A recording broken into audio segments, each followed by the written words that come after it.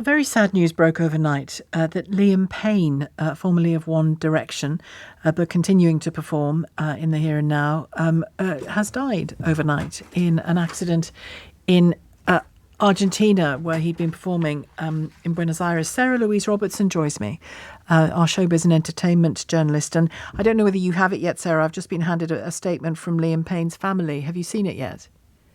Yes, Yeah. they've said that they are utterly devastated, Sheila, as I think most people waking up to this news today are. I mean, it's a short statement, it's to the point, and it expresses their deep sadness at the loss of their boy.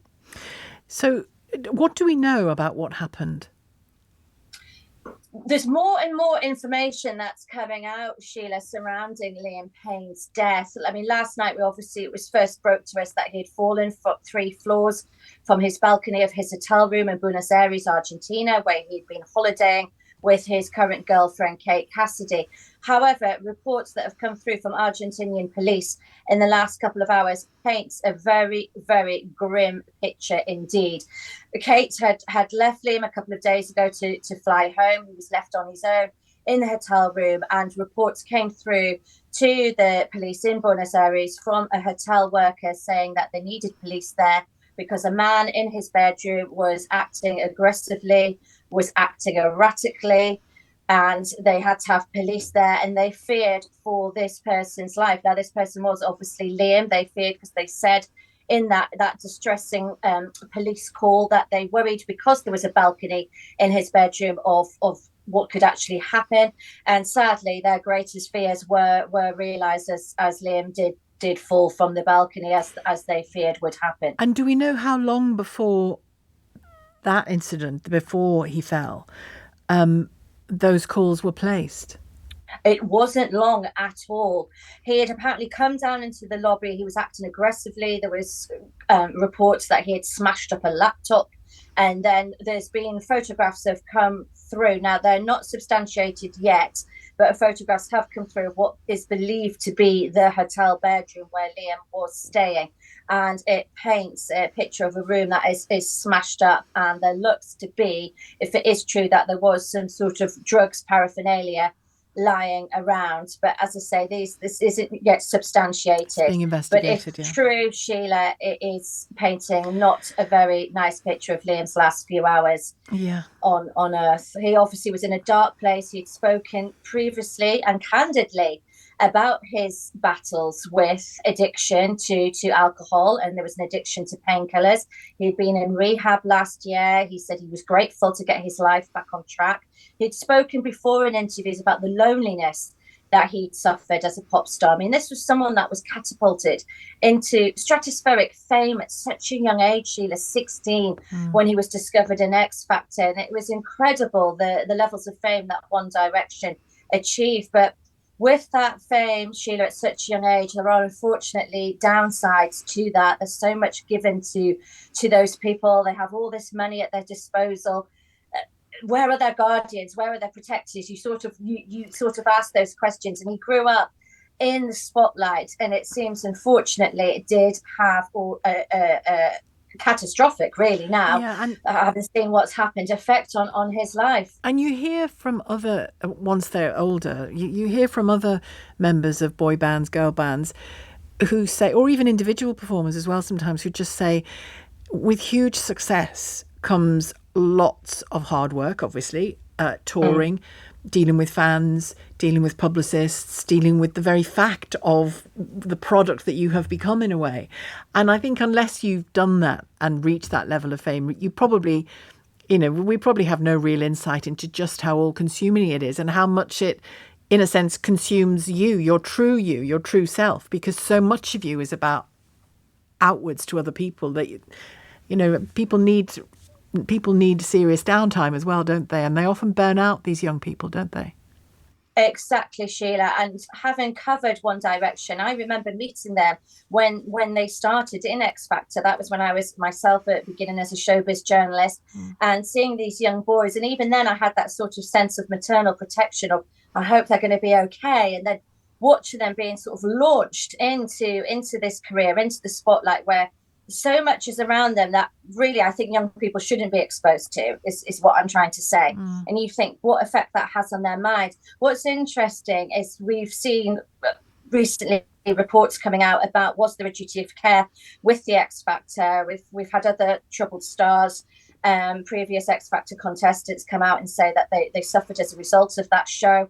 And there's been a number of posts today on Twitter from former X Factor contestants who were on the show the same time as Liam, and they've paid tribute to him, but have pointed out that there needs to be some questions asked again around the duty of care that these shows have, but also not just the shows themselves, but the life music industry. Yeah, life beyond that. This music industry, the managers, because these people, they're under such pressure, Sheila, to achieve these number one records, to make back the money that the music companies have shelled out on them.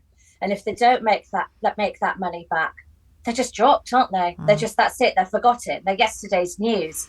And as you say, we can't understand that unless we're suffering that same pressure as well. It's a lot.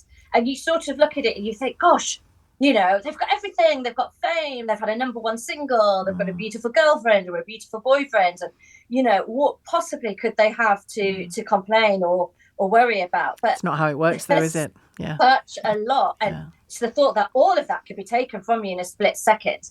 And you're sort of battling with your competitors. There's more people coming up behind you. I just think it's like a relentless hamster wheel that you're on, and you're having to constantly keep going forward. And it must just take its toll. And Liam himself was candid in interviews and said he felt lonely. He felt pressure. And he felt a lot on his shoulders. But my heart goes out to his family and his little boy, having to think of Cheryl today, his ex-partner, having to break that news to their 7-year-old son.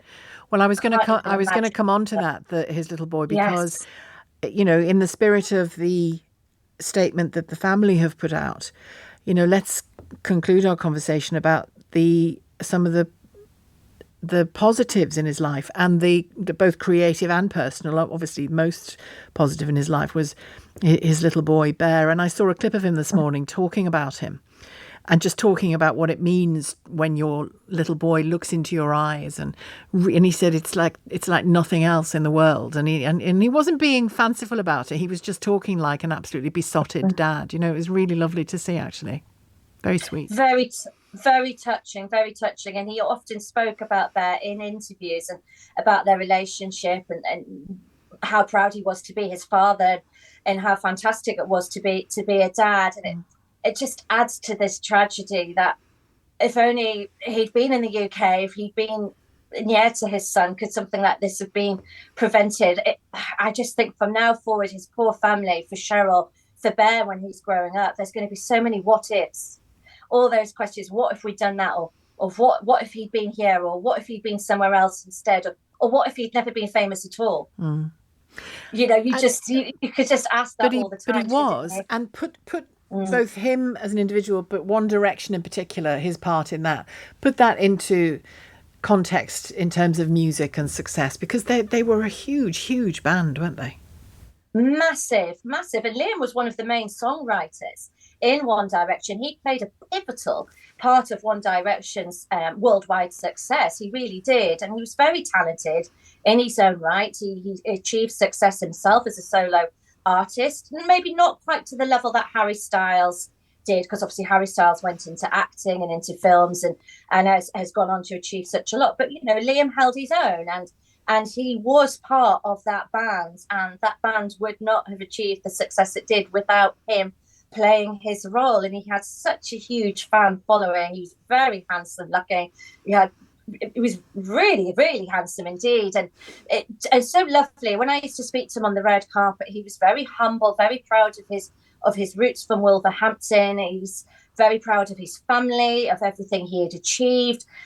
He spoke with pride about them, and his love for music, for creating music, for singing, for songwriting, what he wanted to go on and do. And it's just it's hard to correlate that young man who stood in front of me, who seemed so full of life, Sheila, and so down to earth. And he gave the impression to me that he was on top of things, that he was coping, and he had things in control. And if I was to pick someone from the band for this to have happened to, Liam, he wouldn't have been on the top of that list. He wouldn't. And again, it's just so strange that it happens that it is him. It's hard to get heads around that today, and fans' reactions for his family. Fans as well show how deeply admired he was. Thank you very much, Sarah-Louise. Great to talk to you. Sarah-Louise Robertson, showbiz and entertainment journalist.